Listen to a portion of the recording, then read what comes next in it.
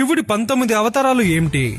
శివుడిని పంచముఖ శంకరుడు అని ఎందుకంటారో తెలుసా? శంకరుడు అంటే అర్థమేమిటో తెలుసా? శివశక్తి యొక్క ప్రత్యేకమైన దేవాలయం ఈ లోకంలో కేవలం ఒక్కటే ఉంది. ఇంతకీ ఆలయం ఎక్కడుంది? ఆ రూపంలో ఉండే శంకరుడిని చూస్తే చాలు సకల జ్ఞాన సాఖ్యాలు, సంపదలు కలుగుతాయి. ఆ రూపం ఏదో మీకు తెలుసా?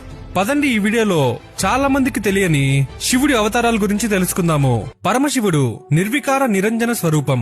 ఈశ్వరుడు లేని వస్తువు, శివుడు కాని జీవి ఈ లోకంలోనే ఉండడు అని రుద్ర నమ్మకంలో చెప్పబడింది. అసలు మహాదేవుడు ఆయన రూపం ఒక్కటేనా? వేరే స్వరూపంలో ఎలా ఉంటారు? అసలు శివుడికి ఈ రూపం అని చెప్పడానికే లేదు. ఎప్పుడైనా మన జీవితంలో అన్ని కోల్పోయి సమయంతో యుద్ధం చేస్తున్నప్పుడు మనం ఎన్ని ప్రయత్నాలు చేసినా ఓడిపోతాం.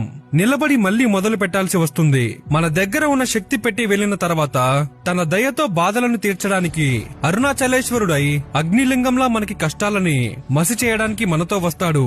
అలాంటి సాంబ సదాశివుడి అవతారాల గురించి ఈ వీడియోలో తెలుసుకుందాము. సృష్టి ఆరంభంలో శంకరుడు ఆది ప్రణవం ఓంకారం నుంచి, శూన్యం నుంచి ఉద్భవించిన మొట్టమొదటి శంకర స్వరూపం. జ్ఞానానికి పంచభూతాలకు స్వామి అయిన పంచముఖ రూపం. మొదటిది ఈశాన. ఇది పైకి చూసే ముఖం. ఇది ఆకాశాన్ని సూచిస్తుంది. ఇది మనకు జ్ఞానాన్ని, మోక్షాన్ని ఇస్తుంది. ఇది ఈశ్వరుడే సర్వము, జగత్తులోని అన్ని విద్యలకు, జీవులకు ఆధిపతి అని సూచిస్తుంది. రెండవది తత్పురుష. ఇది తూర్పు వైపు ఉండే ముఖం. ఇది గాలిని సూచిస్తుంది. ఇది మనం చేసే మంచి పనులన్నిటినీ కాపాడుతుంది.